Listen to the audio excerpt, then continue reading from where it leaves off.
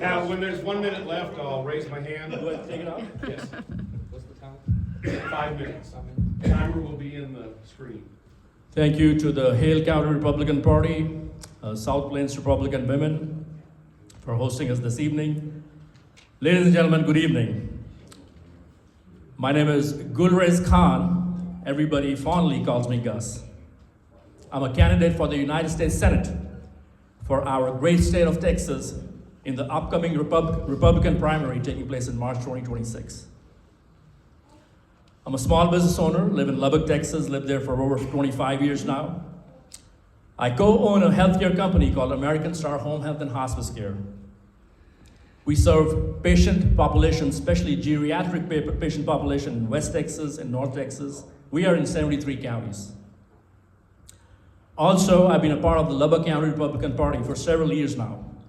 I ran for the U.S. House of Representatives in 2024 from Texas District 32, Dallas, Denton, and Collin counties. I ran for mayor of Lubbock on a conservative platform in 2022. 2020 and 2024, I got elected as a national delegate. It was my honor to share the floor with President Donald J. Trump in Wisconsin, Milwaukee in 2024. Last year, I got a chance to attend President Trump's inauguration. So all this combined has inspired me to run for U.S. Senate. My fellow patriots, as an America First, as a Texas First candidate, I support term limits, I support education reform, I support our military and veterans, I support our farmers and ranchers, oil workers, electricians, plumbers, HVAC, small business owners. However, tonight I'm going to focus on one main issue, which is healthcare reform. I have labeled it as healthcare revival my way. I'm the only candidate on this senatorial ballot with over 15 years of experience in healthcare management. For the past 5.5 years, I've owned this home health and hospice care. I have managed wound care and hyperbaric medical clinics in Texas. I have managed a hospitalist group, family medicine, primary care medicine clinics. I've worked in hospital systems, surgical care systems, so I really know where the gaps are. Friends, in the last 20 years, 25 rural Texas hospitals have been shut down. You know how many more are about to shut down in rural Texas? 103 hospitals. Studies show whenever such a hospital in rural Texas shuts down, the mortality rate in those areas goes up by 8.7%. This is another pandemic, and no senatorial federal legislator talks about it.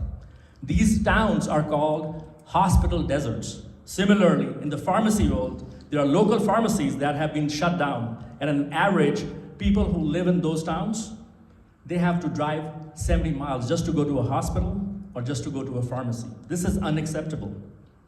Next is reimbursements. The reimbursement rates that physicians, hospitals, nursing homes, home-based care, rehab hospitals receive from Medicare Advantage and private insurances are peanuts. For example, if your reimbursement visit for taking care of a patient is $100, the cost is $180 or $190. So that way, the physicians or those facilities are not able to sustain quality staff, meet operational cost. So what happens in the end? They leave the patient stranded, or the patients get short end of the stick. Palliative care, there's zero investment in palliative care. And when it comes to hospice care, if a patient has lived on that hospice beyond a year, you have to return that money to Medicare. Why? Because Medicare is implying that how in the world did that patient did not die within a year? So those CMS regulations need to change as well. So and similarly, I support lower premiums, cutting down the middlemen. That way we all have a lower premium. And lastly, I always say when I ran for Congress or mayor or national delegate, I was born and raised in India. I'm blessed to be an American. I believe the greatest blessing that God can shower upon anyone is to have been born in the United States of America. I wish I was born here. I would have conquered the world by now. It's not that I'm great, America is great. And America is great due to its foundational conservative values of freedom, liberty, opportunity, limited government, and a free market enterprise structure. Not due to communism or socialism. And the best thing about America is you all, the native-born Americans.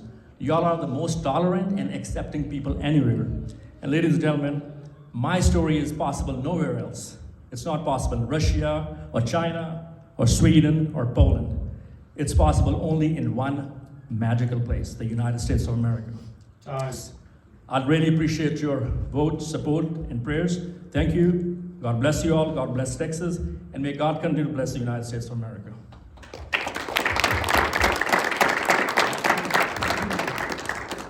Thank you, Mr. Carr.